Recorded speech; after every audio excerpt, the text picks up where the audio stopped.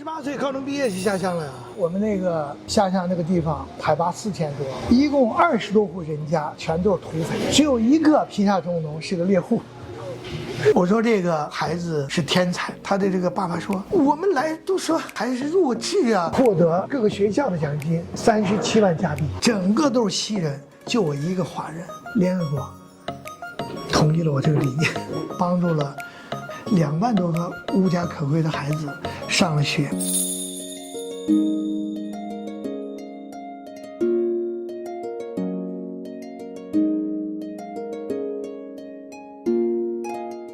人人天才学校根据人的感性理性来设置课程，而不是说一定要学数理化。比如说感性的人，初中之前小学是可以学的，到了高中以后呢，就没必要学它干嘛呀？没用嘛，对吧？把这个时间用在他擅长的潜能、特点这个方面，是不是他能够去比较早的聚焦来发挥他的潜能，而且做得更好呢？我说办一个学校有多难？那绝对不是开玩笑的，因为这边的办学校，它是先有地方，先有老师，先有团队，先有校长，人家才批你的。那么申请的时候呢，我们就打造的就是人人天才的学校的这样的课程体系来设计完，但是用了2、3年批下来。它是2017年6月份批下来，要求我们9月份要开学，要招够10个学生。哎呦，我这不早批晚不批，你这放假了，我到哪儿去招学生？开国际玩笑。当时我们一块儿合作的集团的一个负责人都急的都有点睡不着觉了。哎，我太太也是很着急，说你给人万一招几个学生开不了，你把孩子耽误了，你这东西他们都睡不着觉啊。我说放心，没问题的。我就然后开始宣讲，在温哥华的本纳比、瑞士门，我就每个礼拜宣讲我的理念宣讲了半天，没有优秀的学生，就我们眼里面都是一些被淘汰的，不能高中毕业的 ，EL 没出来的，还有一些这个开除的。哎呦，就这些也不错哎，你也能凑个10几个，结果凑了多少？凑了18个学生。18个，这是我真的是难以相信啊！这不管怎么说啊，你什么都没有呢，还有人信你啊！这个人天才学校18个人，结果这18个人来学校以后，我们就开始以每个人做潜能评估，因为要调动这些孩子们所谓的学习不好的人，要想能够重新建立自信心，你去说道理没有用的，知道吗？然后了解到每个孩子实际上都是天才，我们就抓着某一个点，是吧？有些商科的，我们就在商科上来选课，选中级的课程，包括规划。如果是设计的，我们就往设计上来；如果计算机就往计算机来。我们用心用我们的行动去来打造他们，让他们参加比赛，有商科的参加商赛，设计的参加各种设计比赛，然后把他们当作真正的天才，而不是一个学习差的人。大家都这么做了以后，这些孩子们，你的定义是这个，那就按这个定义来。我们叫吸引力法则。到了申请大学，我是亲自给他们面试、辅导论文，然后就来申请。结果一个就回了一个香港，剩下的17个都上了 UBC、多大、麦吉尔、滑铁卢这个渥太华，包括维多利亚岛，真的没有一个上一个很一般的大学。这么差的学生都能够有这么样的一个结果，我感觉到真的创造了奇迹，感到特别的欣慰。但是呢，我又担心了，担心什么呢？因为在我们的很多的认知里面，认为这些学渣、学习一般的人，你就让他上大学，他能毕业吗？对不对？那我同学我也担心呀。然后我们开学以后3个月、半年、1年，分别人少嘛，打电话了解，哇，嗨得很，知道吗？学得不得了。知道吗？还有一个学2个专业，我说你别学2个专业，你现在学1个专业就好了，别吓我。说我想你不知道，我是可以做到的。孩子得到了认可，得到了理解，得到了成就感，知道他是谁，有了清晰的目标的时候，这个人你是挡都挡不住的，他就是天才。我以前印象很深，你就是说，就是这里很多华人父母总是希望孩子读商科、读经济，然后有个女孩就读抑郁症了嘛。一个女孩怎么样上了世界名校？我有一本书嘛，10万字的，这里面案例非常多。一个这个UBC 的啊，他学的是金融，学了金融以后呢，这个到了这个银行，到了银行以后呢，这个半年就辞职了。我刚好在那个加拿大中文电台做家长与知音专栏，他打到我说：“哎呀，那个孟老师，你能不能帮帮我？我的孩子现在银行的这个干不下去了，得抑郁了。”我说诊断了，说诊断了中度抑郁症。我说能不能见见我？这个我就用我的这个10大功能对他进行评估。哎呦，发现孩子的想象力、创造力啊，包括空间思维能力。这视觉的辨识能力都很高，据说。哎，我说这么一个孩子，干嘛学金融，学这个数字呢？我说我问问情况，他说这个一到这个银行，他妈妈因为很想让孩子女孩，哎，轮不着雨不着白领啊，结果呢，孩子并不适合。在上大学，我问他，他就不想读了，觉得特别累啊，他这个重复工作他不喜欢，对吧？花这么多钱。对吧？然后到了这个银行，他在前台，他做账的时候老是撞错，一错经理就找他，一错，哇，他越整他越不敢上班，越整越就得了抑郁症了。他妈妈一看就完蛋了，不能逼着孩子，因为他很少和孩子去做深度的沟通，因为孩子比较孝顺，然后比较懂事，但是呢，他就压抑自己，然后就中度了。我评估完以后，我说你的孩子不用去吃药的。他说真的吗？我说当然了，不要吃药。为啥？孩子只是他长期压抑的他的这个不喜欢的这个东西，包括很容易别人来指责他，知道吗？他会受伤。如果换掉这个环境，然后开发他右脑这块的这个方面，那他就很快就能恢复。他说真的吗？是，因为我说我都在做了，已经都做出来了嘛，你可以看看。我们就说，怎么治疗孩子呢？好了，让他在读的 UBC 的建筑研究生，要准备发布作品，哈，然后让他来做模型、做创作，做了半年，做了将近20幅作品，考上了 UBC 的建筑研究生，根本没有治疗就好了。所以说，还有这个，我们现在有一个比较基本上属于那种很脆弱那种女孩啊，没经过事儿嘛。完以后，我说这个孩子是天才，然后呢，评估完以后，他的这个爸爸说，那这我们来都说。都是还是弱智啊！我说你不要笑话，他们都说他弱智，你说天才，那简直我听他们的听你的。我说你想听哪个？我当然想听天才啊！别看孩子不说话，他的想法很新颖很独特，你有吗？你知道吗？我有大数据的，啊，然后他的整个的模仿能力是很强的，知道吗？哎，他不是全才，但是这方面天才，咱们也往往就是可能孩子。内心啊比较脆弱，胆子比较小，他没生长环境当中没有认同感，就没有社会认同感，让孩子变得特别的自卑而已，知道吗？它是环境形成的，当然这些都是可以开发的呀。我说那走走看，给我2年时间，然后让这个孩子一点点成长。孩子不敢说话呢，我们就用这个演讲的来逼他。这个培养孩子的演讲能力啊，这个演讲能力呢，让他先做着看，啊，先不上来，完以后呢，这个我说第2场让他人少吗？上台来简单的说2句话，他说我不说，我说那行没问题的。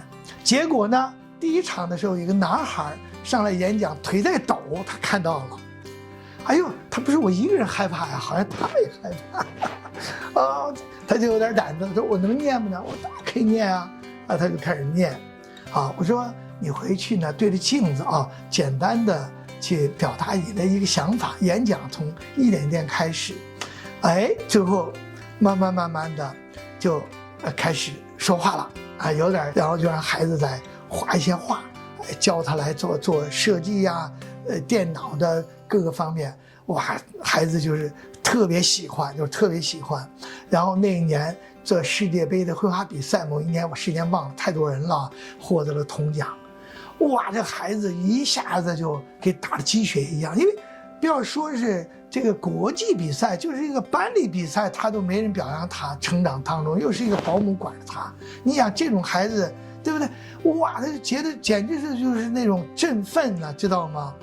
最后这个经过2年，等到面试的时候，家长来了嘛，家长说你不要说太多，直到他最后以后滔滔不绝都停不下来。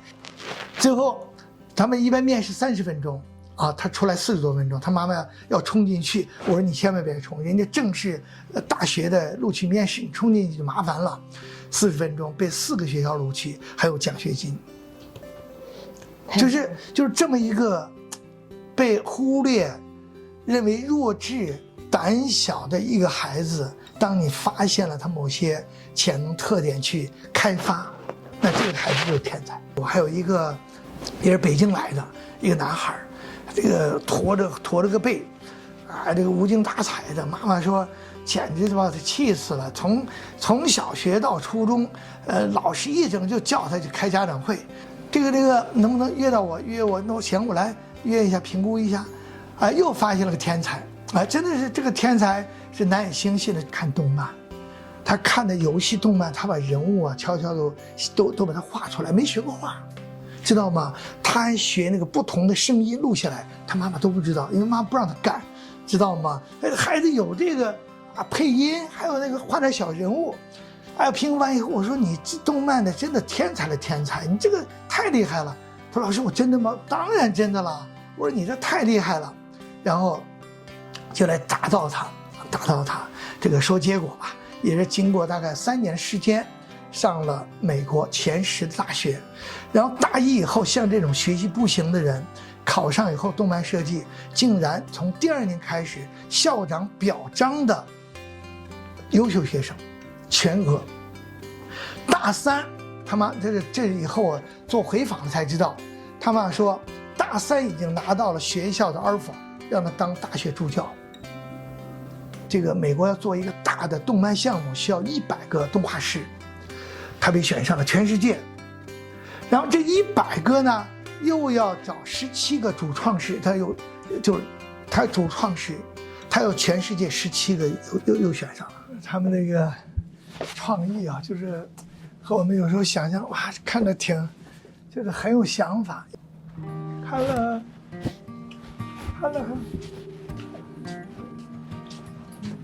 Hello， 里面看是6层楼。很棒，你走吧。这来自西安的很棒的孩子。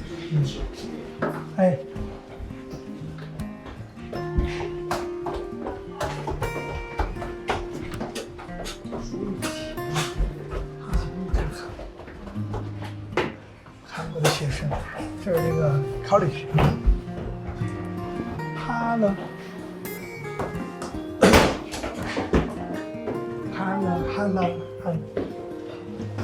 他这个位置错了不行，看这个这样，看整个的立体就全部出来。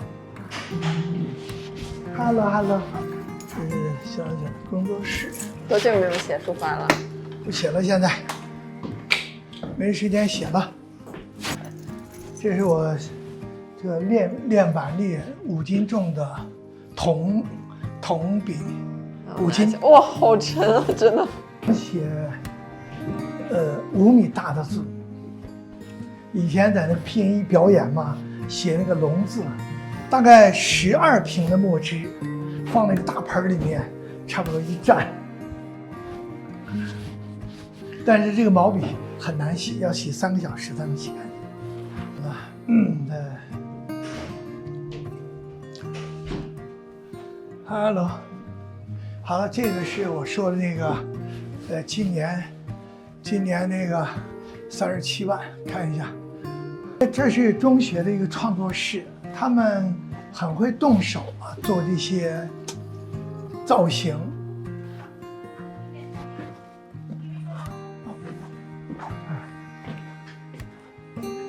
整个的教室环境。